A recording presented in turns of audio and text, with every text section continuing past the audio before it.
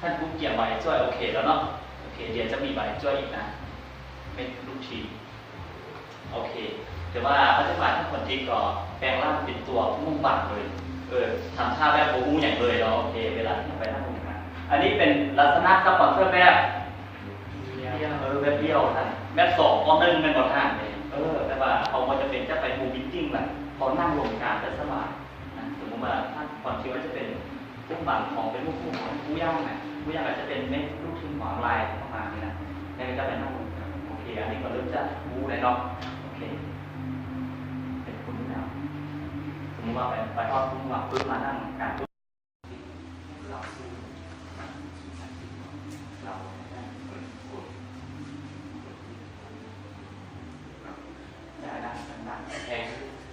จากที่เราเป็นนักศึกษาแล้วปัจจุบันนี้เราก็เราผู้จัดการทีนี้ได้เราทำในทีนี้มันต้องทดสอบทีนี้ซึ่งเราได้จากทีนี้ก็คือเราได้ทำในโลบิสตาเป็นขั้นที่2ซึ่งเราได้ทำนี้เราสามารถได้นะนี่ก็คือของเรื่องของที่สมัครคุณมีรายได้นะครับทำปัจจุบันนี้เราก็เป็นคนที่เราก็รู้ด้วยกัน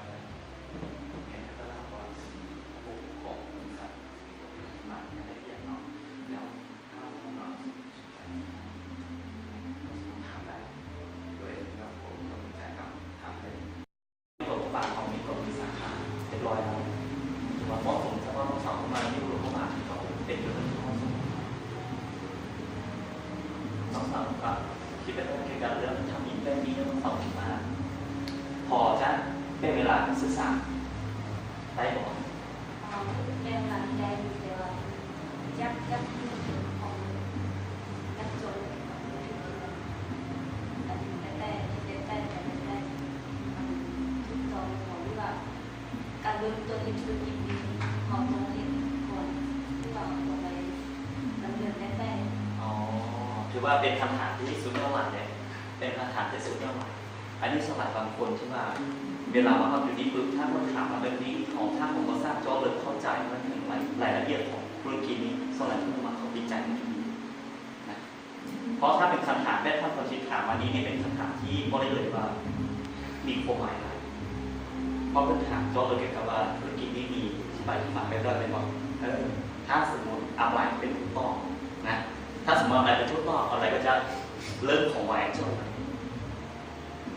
โอเคต้องสอบมีแดงก่อนรายละเอียดที่มีในสอบอาจารย์ขอเวลาต้องสอบประมาณอยู่ที่3 นาทีก็ได้ครับ3 นาทีชี้แจงเรื่องของรายละเอียด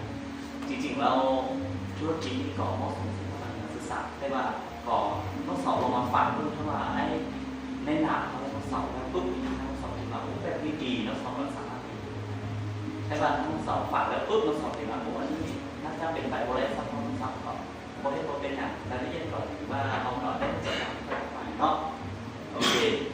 เฉพาะไอ้นี่ก็คือหลักๆนี่ก็คืออันที่บอกเป็นนักศึกษาซึ่งกันเป็นนักศึกษาเป็นรุ่นไอ้ของน้องสายนี่แหละแล้วก็ผู้จัดการตั้งแต่น้อยเขาก็เป็นรุ่นไอ้เป็นรุ่นน้องกันเป้าหมายของไอ้ก็คือตอนที่ว่าเป็นนักเรียนนี่ก็ตั้งใจเรียนน่าจะเห็นจบนี่ก็คือเป็นมาสิเข้าวิทยาลัยก็โชคดีสิ่งที่วิทยาลัยครูก็เลยตัดสินใจเรียนครูนะเป็นครูเกี่ยวกับการเรียนแต่เมื่อได้มาเรียนครูอยู่ที่นี่ปุ๊บเลยไอ้ก็ถือว่าเป็นคนที่เขามี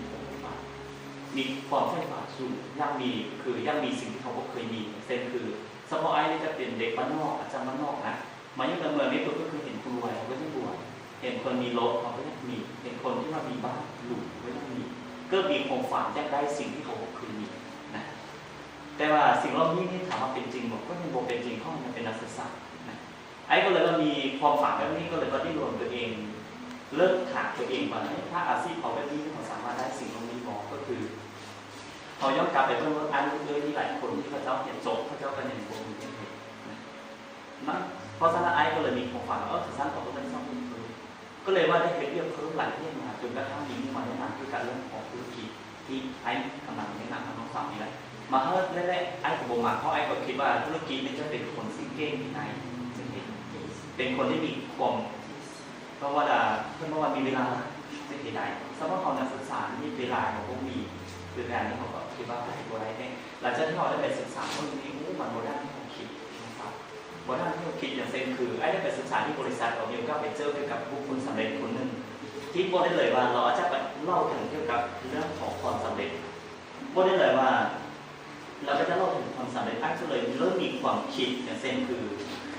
ไอ้คิดว่านอกเสาหรือนอกทรายหรือไอ้ก็แล้วแต่เขาเรียนสูงและเขาไปเรียนหนักปัจจุบันนี้บอกได้เลยว่าเขาอาจจะมีความฝันคล้ายๆเหมือนกับสายคนนี้นะคล้ายๆเหมือนสายคนนี้เหมือนว่าเขาเรียนสูงมีความฝันคือต้องการเงินไม่บอกเรียนสูงก็มาหาเงินไม่บอกไอ้เป็นเส้นทางเงินเรียนก่อนนั่นอะไรนั่นเรียนสูงก็มาหาสองก็คือถ้าเขาหาได้เงินปุ๊บแน่นอนเขาก็ต้องซื้อรถซื้อบ้านได้ก่อนท่องเที่ยวนักสาวมาเที่ยวมากไปบอกนักสาวเที่ยวเพราะฉะนั้นที่เขามีความฝันสายคนนี้เพราะเรียนสูงเพื่อหาเงินได้เงินมาสร้างฝันที่เขาฝันหลายๆคนที่เห็นว่าอยากมีความฝันคือการได้เวลาไปลงตัวจริงปุ๊บมันจะมีน้อยคนที่เห็นได้สิ่งที่ได้บอกนักสาวว่ามันยังไงมีหลายคนที่ได้หลายคนที่กว่าไหน